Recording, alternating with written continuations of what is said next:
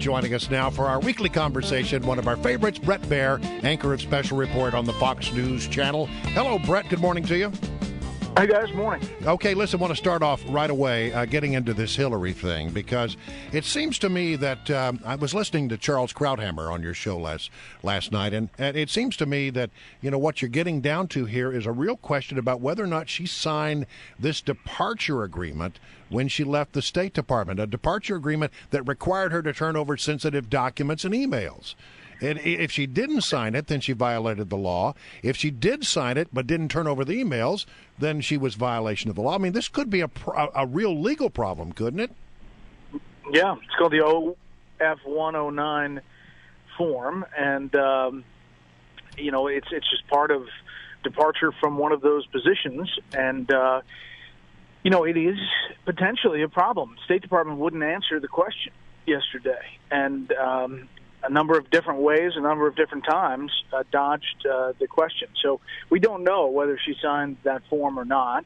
We do know that the story is not going away. Well, listen, we have that little clip of tape from Jen Psaki yesterday where she was asked about this question. Take a listen. It was more than 2 years ago. I don't have an update on that specific question at this point. It was 2 years ago, a long time ago, and we can't remember what happened 2 years ago. Dude, that was 2 years ago. Yeah, this is like 2 years ago. You're familiar with that tactic, aren't you, Bret? I know that phrase. Different variations. I think it's an issue. I know there are a lot of Democrats up on Capitol Hill who are saying, "Come on, this is over. Move on. Nobody cares about it. Look at the polls." I think you just have a legality issue, and I think you're starting to see some concern in the Democratic Party. This Politico piece that quotes Obama aides, current and former, saying they have real concerns about the Clinton operation. Well, you know, they say look at the polls, Bret Baier, and, well, the polls are just starting to come in on this story, not just about whether you're paying attention to the Hillary Clinton email, but a larger question. This was asked by a polling firm called Vox Populi that just released this yesterday, asking if the American people trust Hillary Clinton. That's really the bigger issue here, isn't it, as to how it lays into her trustworthiness.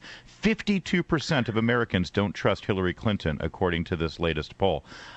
That really is what's going to be the bigger problem beyond any legality issues. Yeah, I mean, I'd be careful with all polls, but I think that there is a sense that the trust issue is really the issue. And then, you know, as she presented herself at the UN at that press conference, you know, she just didn't look great answering those questions as far as the defensive posture, you know, looking down, kind of reading the talking points. Yeah. It wasn't exactly a performance that everybody is touting. And you have Peggy Noonan saying maybe this is a sign that she doesn't really want this. Well, she certainly does. You have other people. Sorry, Bret, I didn't mean to cut you off. I was just going to comment. She certainly doesn't have her husband's natural political ability to talk through these issues.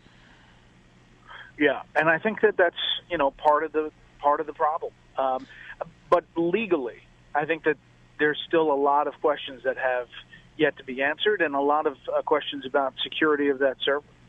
I mean, you know that when the State Department knew that question was coming, they had to know that question was coming, and they weren't ready for it. It's because they didn't want to answer that question. Yeah, right. Maybe. Yeah. I mean, I do think that there's some aspect of this that they want it to just go away, and I'm not positive that it will. Well, Bret, here someone else who's not going away is ISIS. These horrific, horrible, despicable terrorists. And as we continue to watch this in the news, you through Fox News are doing what you do so well, which are these specials that you do on the weekends. Tonight you've got one on ISIS called The March of ISIS. Tell me what you're focusing on. Yeah, it's called The Unholy War, The March of ISIS. We have some amazing footage from a reporter his name is Benjamin Hall. He wrote a book about ISIS just back from overseas and really goes into these villages where ISIS has been. Some of these shots are where they just left or had just rampaged, separating some of these families. The women sold as sex slaves in Syria. The men, most of them killed and put in a ditch and shot in the head. Yeah. Unbelievable stories. If you've seen some of this video of that's been put on the internet, you don't truly know ISIS overall. We also talk about strategy. We talk to the Obama administration about what's working, what's not, and also President El-Sisi from Egypt. Yeah, they tell me about that interview. How did that go? What did you learn? Well, this guy is very vocal. He is a Middle East leader who is speaking out about his own religion, saying there is a problem in Islam. And, he said some very bold things. He also said that he needs more help from the U.S., that the U.S. is not taking a leadership role in the region. All right. So that's, again, give us the times on that. 10 p.m. Eastern tonight is the first airing of it, and then 10 p.m. tomorrow and 9 p.m. Sunday. I want to get your take on something that we haven't spent a lot of time talking about because we've been so focused on the Hillary thing, which is just a mind-blowing story, and that's Loretta Lynch, the person who has been chosen by the president to be the next attorney general. I read a story that said that, she's right at 50 votes, that this is not an absolutely sure thing here that she'll be the next attorney general. What's your take on it? What's the Fox count? Yeah, we're still counting heads, and I think it would be close. It is going to be close, but the fact that she hasn't been put up for a vote is a little tough. There are questions about that, and I think Republicans are going to move eventually. She has some supporters, Orrin Hatch and others. So I think she's going to get the votes. It's just a matter of putting it up for a vote. Could it be one of those situations where the tie would be broken by the vice president? Yes, definitely. And that would be a close vote. Listen, she has a long record as a U.S. attorney, so she's well respected in her field. Bret, the other story that dominated the week was that letter sent by 47 Republicans to the mullahs in Iran, just sort of reinstating the constitutional role in the Senate with regard to these international agreements. Who ends up, now that we've had a few days to look at it, there was a lot of charges from both sides of the aisle about this. Some people even coming to the close to the word treason in describing the Republicans' action here. Who do you think ends up on the upside of this fallout? Well, I think Iran does in the big picture because they use it as a leverage tool.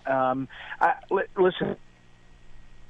The administration had to concede that it was not legally binding was a direct result of this letter, and that's one thing that the letter brought out. However, it's not seen politically, I don't think, as a positive for Republicans in operating in this fashion, at least not yet. Had they sent the letter to the president or had they sent the letter to Middle Eastern allies, that would have been something different. But sending it to the country you're negotiating with was a little bold. All right. Well, listen, Bret, thank you so much. Once again, your Unholy War special runs tonight at 10 o'clock, airs again Saturday at 10 o'clock p.m., and Sunday at 8 p.m. Thank you, Bret Baier. We'll see you guys. All right.